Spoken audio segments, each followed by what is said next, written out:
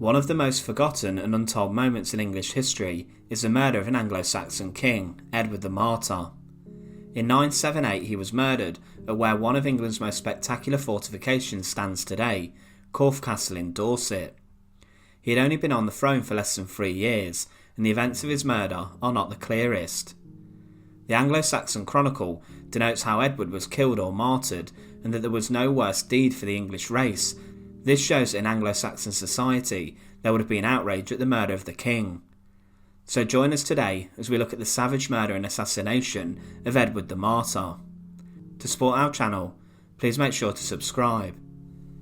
Edward the Martyr was born around 962 and was the oldest son of Edgar the Peaceful, who reigned over as king of the English from 959 to 975. As a king, his father consolidated political unity, and his reign was noted for its stability. His father died when he was around 32, and Edward succeeded his father when he was in his teenage years.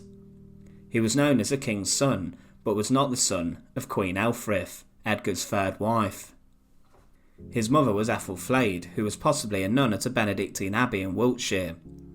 Although he was Edgar's first son, he was not considered the heir to the throne, as his father had remarried twice and was happy with Aelfthryth, and they had another son called Aethelred, later becoming Aethelred the Unready. Aethelred was Edward's half-brother, and with a mother who was queen, he was seen as a valid contender to the throne following Edgar's death. When Edgar the Peaceful died on the 8th of July 975, the family erupted over a dispute centering around power and who the rightful heir to the throne was. When Edgar died, Edward was just around 13 and was considered the successor to the throne. He was the oldest son of the previous king, but his legitimacy was questioned and disputed, whilst people supported his younger brother to take up the role. Aethelred was also a legitimate heir, but he was only around 6 or 7 when his father died, so Edward, being older, became the more favoured choice.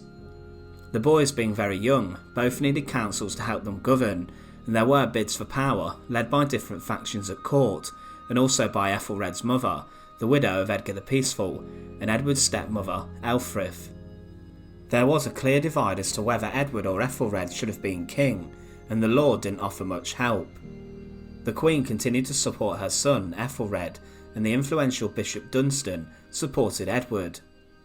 Edward would be chosen to be the next King of England, and was anointed by Archbishop of Canterbury Dunstan. It was agreed that the dispute would be settled in a compromise, with Aethelred being given land in return for his older half-brother Edward taking the throne. Not much is known about Edward's personality or his ability to lead England as king. According to one account, from a priest based at Ramsey Abbey, he had a furious temper and scared those around him, and he was a very fiery individual. Another account written by Osberne of Canterbury, a Benedictine monk, says that Edward was actually a very nice king, and he was held in high regard by those around him and his subjects. After Edward's succession, it was noted in the Anglo-Saxon Chronicle that a comet appeared, as did a famine which hit England, and other disturbances occurred. During his 3 years on the throne, although he became king during a power struggle, his short kingship did not quash fears of disorder, rebellion or political manipulation and treachery.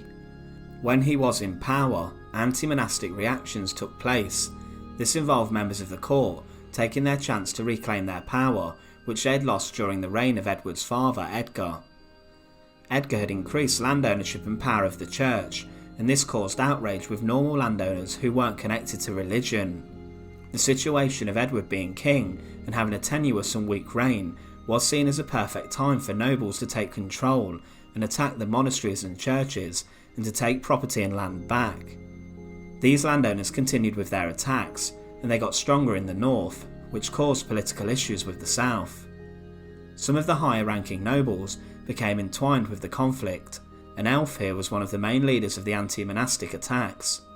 This whole episode and argument seemed to plunge England towards a possible civil war, and King Edward's leadership was not strong enough to quash this and deal with these actions. Even with influential Bishop Dunstan behind him, they could not prevent these attacks on the monasteries and the church. This crisis stained Edward's reign as king, and very few charters survive from his reign. This means that even despite Edward's short reign, we don't know much about how the king changed or influenced England as a whole. It was clear though that by 978, the young King Edward wasn't the greatest or strongest, being still only a teenager. However, in March of that year, he made the decision to go and visit his half-brother at Corfe Castle. Now Corfe Castle and the ruins that we see today are the ruins of the castle created following the Norman conquest, which was later fortified in stone as the subsequent centuries arrived. However, we know at the time that the Anglo-Saxon nobility treated the site of Corfe Castle as a residence, and there have been Saxon post holes found on the site that indicate a Saxon hall. So Edward on the 18th of March 978 travelled to Corfe to visit his half-brother, and he arrived in the evening with a small council of men who were met at the gates of the hall or settlement by Aelfthryth's advisors. The former queen and stepmother to the king was also at the settlement along with Aethelred. It was normal for groups to greet those at the gates of a settlement or castle, and the king's arrival would have been announced to the rest of the household. Edward expected a huge welcome, being the king. However, what would happen would actually be the opposite, and King Edward would soon become Edward the Martyr. There are different accounts of what happened next as the king arrived at the gates of the settlement. At the gates, Edward, who was waiting to be allowed entry, was assassinated. Whilst being offered a drink of mead from behind whilst the king was still on his horse, he was stabbed by someone from behind. The king was dying on his horse, which following the attack bolted into the darkness, with the king's body being dragged along the ground. Although we don't know for certain what actually happened with the king's assassination, it's clear that as darkness approached, the King of England was brutally slain on his horse in a cowardly manner. The Anglo-Saxon Chronicle states of the assassination, "Men murdered him, but God exalted him. In life he was an earthly king, after death he is now a heavenly saint." In Archbishop Wulfstan II's writing, around 1016, he said of the murder, "A very great betrayal of a lord, it is also in the world, that a man betray his lord to death, or drive him living from the land, and both have come to pass in this land. Edward was betrayed, and then killed, and after that burned." Now we know for certain really that King Edward, or Edward the Martyr, was stabbed whilst visiting his half-brother. However, much speculation surrounds who organised or ordered the murder of the king. Many sources point towards his stepmother, Aelfthryth, who it's believed could have plotted the killing, and also may have allowed the murderer to escape unpunished and not face justice. Edward's half-brother Aethelred could not have organised the murder as he was far too young, but his mother certainly could have. It's believed that the former queen wanted to kill the king in order to put her own son on the throne, and this treachery does seem to make sense.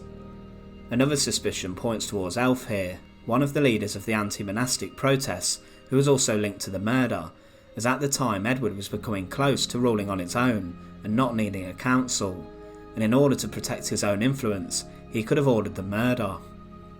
Edward's body was placed at Wareham nearby for a year before being disinterred.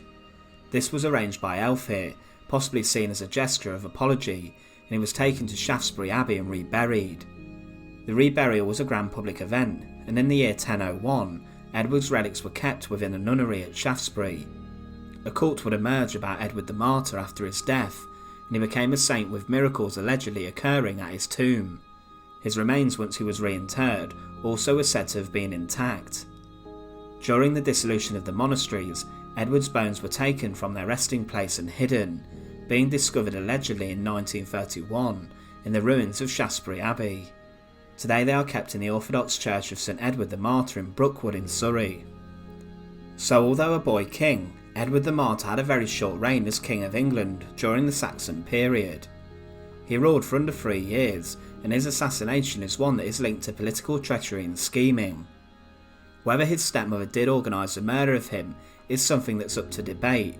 However, the assassination and murder of a king in any sense is shocking.